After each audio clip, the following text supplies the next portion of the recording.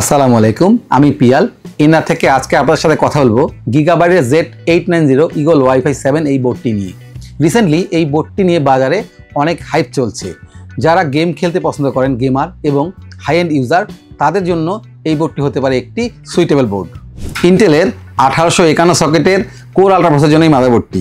RAM পাচ্ছেন 64 GB করে DDR5 মোট 256 জিবি।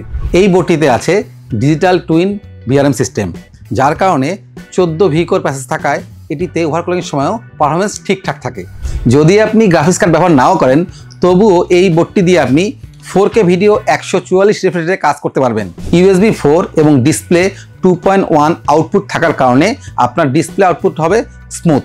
নেটওয়ার্কিং ক্ষেত্রে রিয়ালটেক 2.5 GHz ল্যান এবং ওয়াইফাই 7 ব্যবহার করা হয়েছে।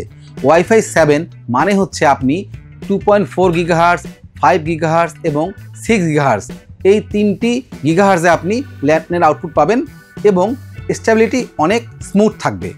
এবার আসি ডিজাইনের ক্ষেত্রে গিগাবাইটের Z890 এলিট ওয়াইফাই 7 বোর্ডটি বেশ আকর্ষণীয় দেখতে এবং এটি একটি ফুল ATX ফর্ম ফ্যাক্টর বোর্ড। আপনি যে কোনো বড় ধরনের কেসে এটি ব্যবহার করতে পারবেন।